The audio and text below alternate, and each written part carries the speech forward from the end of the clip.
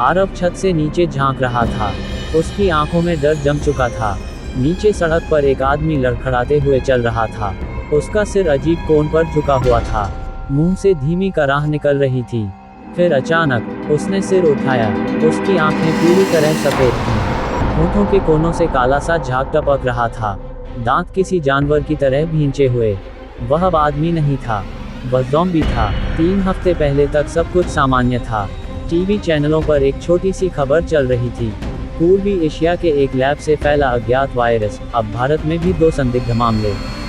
लोगों ने इसे भी बाकी खबरों की तरह हल्के में लिया। सोशल मीडिया पर मीम बने। कुछ ने कहा फिर एक नया ड्रामा। कुछ ने हंसते हुए कहा ज़ॉम्बी आ जाएंगे क्या। लेकिन हंसी ज़्यादा दिन नहीं चली।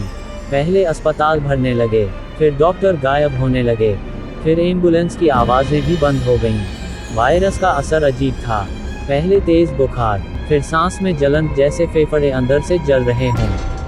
आँखों की पुतलियाँ सफ़ेद पड़ने लगती थीं। और अंत में इंसान अपनी चेतना खो देता था। लेकिन मरता नहीं था, वह कुछ और बन जाता था। संक्रमित व्यक्ति इंसानों की गंध पहचान सकता था। उसे सिर्फ एक चीज़ चाहिए थी, मांस। उसकी चाल अस्थिर होती थी, लेकिन उसकी ताकत कई गुना बढ़ जाती थी। दर्द का एहसास खत्म हो जाता था। काटने से संक्रमण फैलता था, खून के संपर्क से भी। पूरे शहर कुछ ही दिनों में नरक बन गया। सेना उतरी, लेकिन गोलियां सीमित थीं। ज़ॉम्बी अनगिनत। नेटवर्क बंद हो गया, इंटरनेट गायब। देश जैसे अंधेरे में डूब गया। आरव पहले एक ट्रैवल ब्लॉगर था, अब वह एक सर्वाइवर था। उसके साथ 3 लोग थे। मीरा एक नर्स, जिसने अपनी पूरी फैमिली खो दी थी।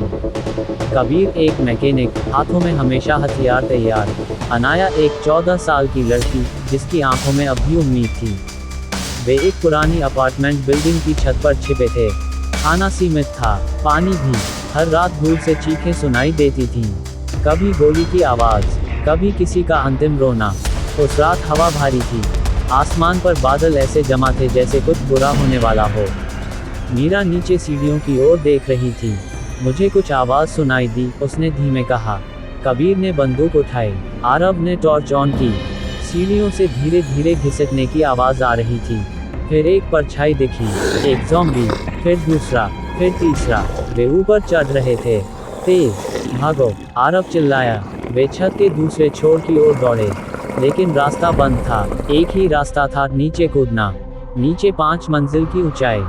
ज़ॉम्बी करीब आ चुके थे। उनकी सांसों की बदबू हवा में घुल चुकी थी। मीरा ने आंखें बंद की। कूदो, कबीर चिल्लाया। एक एक करके वे नीचे कूदे। आरव की टांग जोर से जमीन से टकराई। दर्द बिजली की तरह दौड़ा, लेकिन रुकने का समय नहीं था। ज़ॉम्बी ऊपर से गिरने लगे। वे दौड़ पड़े। सड़क पर हर कदम मौत के और करीब था। पीछे से गुर्राने की आवाज़ें तेज होती जा रही थीं। ज़ॉम्बी इमारत से कूदते हुए उनके पीछे आ रहे थे। आरव ने चिल्लाकर कहा, इस गली में। वे एक तंग गली में मुड़ गए। चारों तरफ टूटे हुए बोर्ड, कूड़े के ढेर और खून के निशान थे। अनाया की सांस फूलने लगी। मीरा ने उसका हाथ पकड़ा और खींचते हुए आगे बढ़ी। अचानक सामने से भी 2 ज़ॉम्बी आ गए। कबीर ने बिना रुके लोहे की रॉड से एक के सिर पर वार किया। वह गिरा, लेकिन दूसरा झपट पड़ा। आरव ने उसे धक्का देकर पीछे गिराया। भागो, रुकना मत, कबीर चिल्लाया। वे एक जली हुई कार के पीछे छिप गए। सबकी सांसें तेज चल रही थीं। ज़ॉम्बी पास से गुजरते हुए सूंघ रहे थे। अनाया ने डर के मारे मुंह पर हाथ रख लिया। मीरा ने फुसफुसाकर कहा, हिलना मत। कुछ सेकंड जो घंटों जैसे लगे, बीत गए। फिर आरव ने इशारा किया। अब वे दौड़कर पास की दुकान में घुस गए। शटर आधा गिरा हुआ था। अंदर अंधेरा और बदबू थी। कबीर ने शटर को नीचे खींच दिया। बाहर जोरदार धक्के पड़ने लगे। धड़ाम धड़ाम, शटर कांपने लगा। अनाया रोने लगी। मीरा ने उसे सीने से लगा लिया। सब ठीक होगा। एक पल के लिए लगा शटर टूट जाएगा। फिर आवाज़ें दूर जाने लगी। सब जमीन पर बैठ गए, थके हुए, डरे हुए, जिंदा। आरव ने धीरे से कहा, हमें यहाँ ज्यादा देर नहीं रुकना चाहिए। वे पीछे के दरवाजे से बाहर निकले। सड़क पर धुआं और आग फैली हुई थी। तभी उन्होंने देखा, एक सैन्य ट्रक सड़क के किनारे खड़ा था, और उसके पास एक आदमी गिरा हुआ था। सफेद कोट, खून से सना हुआ। मीरा दौड़कर उसके पास गई।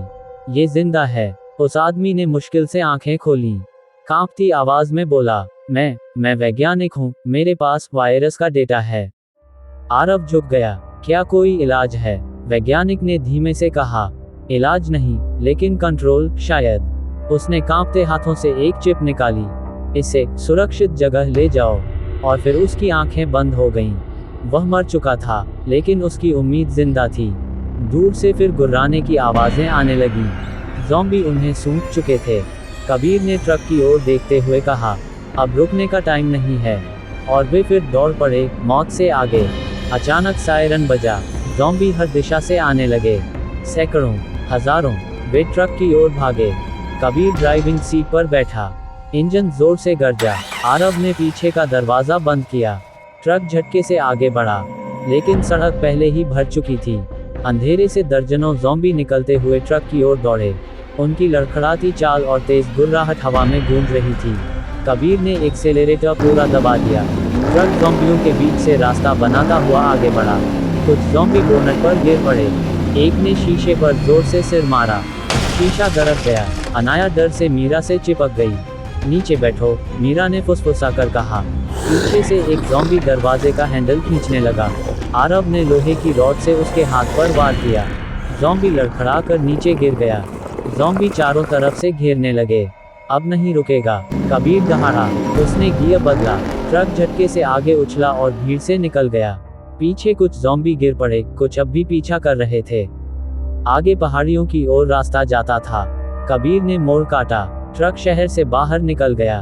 पीछे दूर जलती रोशनी और सायरन रह गए। पीछे पूरा शहर जल रहा था। कई घंटों की ड्राइव के बाद वे पहाड़ियों में पहुंचे। वहां एक छोटा सैन्य बेस था।